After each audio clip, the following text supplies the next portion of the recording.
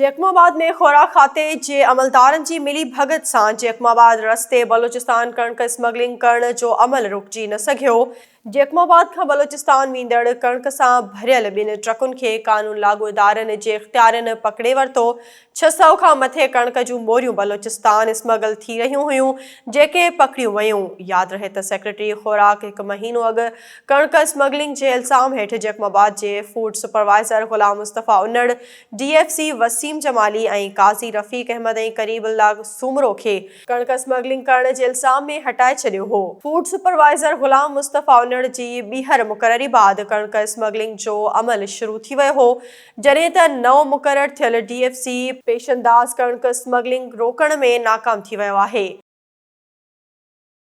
शहदादपुर में चौदगी जे रहवासी हारिन अमीन दीन मलाणो, नवीद मलाणो, मिसमात ज़रीना मलाणो जी अॻवानी में मलाणा बिरादरी जी औरतुनि ऐं मर्दनि बासर ज़मींदार ग़ुलाम रसूल ज़रदारी जे ज़ुल्मनि ख़िलाफ़ प्रेस क्लब ॿाहिरां एहतजाजी मुज़ाहिरो करे सख़्त नारेबाज़ी कई। हारी मर्दनि औरतुनि एहतजाज कंदे ॿुधायो त असां 3 सालनि खां चौदगी में ज़मींदार ग़ुलाम रसूल लतीफ़ ज़रदारी वटि हारपो कंदा हुआसीं। ज़मींदार असांजी नौजवान नारी मुस्कान मलाणो ऐं संदसि मुड़ुसु अली अहमद मलाणो खे अगवा करे गुम करे छॾियो आहे। असां ग़रीब पोरियत आहियूं। असांजी नौजवान नारी ऐं संदसि मुड़ुस खे ज़ोर ज़बरदस्ती अगवा कयो वियो आहे। सरहाड़ी पुलिस वटि दाहूं कयूं आहिनि, पर पुलिस बि असांजी न पई ॿुधे। असां ज़मींदार वटि बि मेड़ करे विया आहियूं, पर असांखे मुस्कान ऐं संदसि मुड़ुस न पिया ॾियनि। हुननि मुतालबो कयो आहे त असांजे नौजवान नारी मुस्कान ऐं संदसि मुड़ुस खे जल्द खां जल्द बाज़ियाब कराए इंसाफ़ कयो वञे।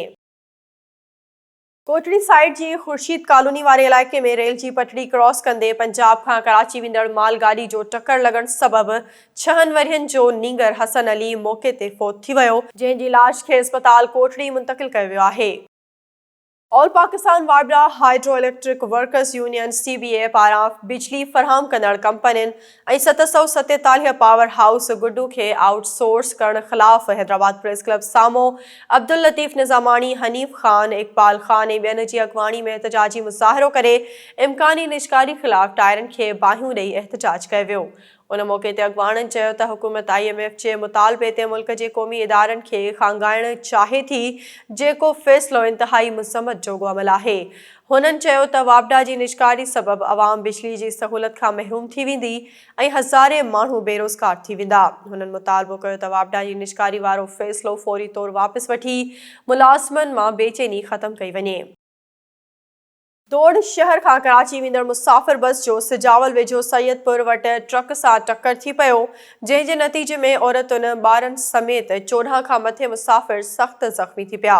हादसे जो इतला मिलंदे ई रेस्क्यू टीम पहुची ज़ख़्मियुनि खे सिविल अस्पताल सिजावल पहुचायो, जिते 7 ज़ख़्मियुनि जी तशवीशनाक हालत ॿुधाई पई वञे। ज़ख़्मियुनि में सैफुल्ला, पप्पी, ज़ैनब ऐं ॿिया शामिल, जॾहिं त सिविल अस्पताल सिजावल में तशवीशनाक हालत ज़ख़्मियुनि खे तिबी इमदाद ॾियण बाद कराची अस्पताल मुंतक़िल कयो वियो आहे। टंडवादम शहर जे शहदादपुर रोड शहीद मोहम्मद फ़कीर चौक ते केबिन हलाईंदड़ पोरियत शाहज़ेब ब्रोही खे टंडवादम सिटी थाणे ऐं 15 मददगार जा अहलकार गिरफ़्तार करे थाणे ते खणी विया, जिते पुलिस अहलकारनि पारां मुबैना तौर ते खेसि हिकु प्राइवेट जाइ में बंदि करे मुबैना तौर तशद्दुद कयो। शाहज़ेब ब्रोही खे पुलिस 5 कलाकनि खां पोइ आज़ाद कयो। वाक़े ख़िलाफ़ ब्रोही बिरादरी पारां ग़ुलाम हैदर ब्रोही ऐं ॿियनि एहतजाज कयो। मुतासिर पोरियत शाहज़ेब ब्रोही सहाफ़िन आॾो दाहियो त टंडवादम सिटी थाणे ऐं 15 जे अहलकारनि मंज़ूर मंगणहार नदीम ख़ासि कैली बगा ऐं ॿियनि पारां डेरा चौक ते पहुची मुंहिंजी केबिन जी तलाशी वरिती। केबिन में कुझु बि न हुअण बावजूदि उन्हनि मूंखे बिला जवाज़ गिरफ़्तार कयो ऐं मूंखे DSP ऑफिस साम्हूं हिकु प्राइवेट जाइ में खणी विया, जिते उन्हनि मूंखे चयो त तूं केबिन ते पुलिस अहलकार मंज़ूर मंगणहार जो माल हलाए मूं मुंशियात हलाइण खां इनकार कयो त उन्हनि मूं ते वहशाणो तशद्दुद कयो, मुंहिंजे खीसे मां पैसा फुरे वरिता।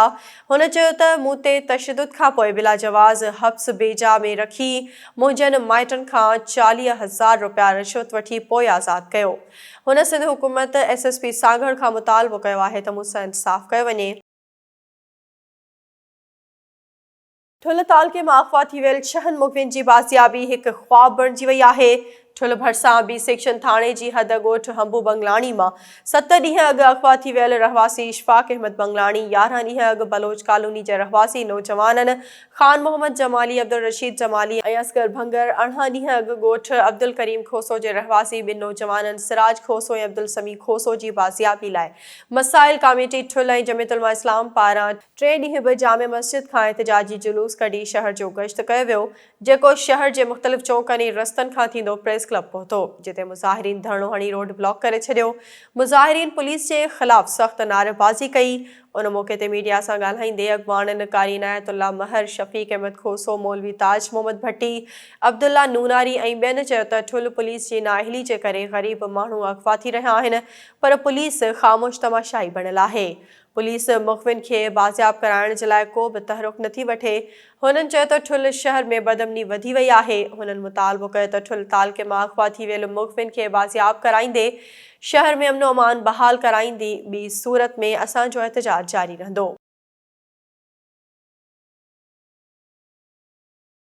लालू रैंक लॻ ॻोठ थरड़ी हाशिम में नामालूम चोर दुकानदार ज़ाहिद हुसैन ख़ासकेली जे किरियाने जी दुकान जी छित खे मथां भञी दुकान में दाख़िल थी पियल लखे रुपयनि जी मालियत जो सामान, अटो, खंडु, गिहु, तेल, सिगरेट ऐं ॿियो क़ीमती सामान चोरी करे आसानी सां फ़रार थी विया। अहिड़े वाक़े जो वॻण पुलिस खे इतला ॾिनो वियो ऐं नामालूम चोरनि ख़िलाफ़ एनसी पिणु दाख़िल कराई वई आहे। दुकानदार ज़ाहिद ख़ासकेली ॿुधायो त संदसि ॻोठ में वॾो दुकान आहे, जंहिं में पियल लखे रुपयनि जी मालियत जो सामान चोर छित खे भञी चोरी करे विया आहिनि। एसएसपी कंबर शहदाद कोट खां मुतालबो था करियूं त मुलविस चोरनि खे गिरफ़्तार करे चोरी थियल सामान वापसि कराए असां सां इंसाफ़ कयो वञे। ॿिए तरफ़ एसएचओ वॻण ॻाल्हाईंदे चयो त चोरी में मुलविस जवाबदारनि खे जल्द गिरफ़्तार करे मुतासिर दुकानदार सां इंसाफ़ कयो वेंदो।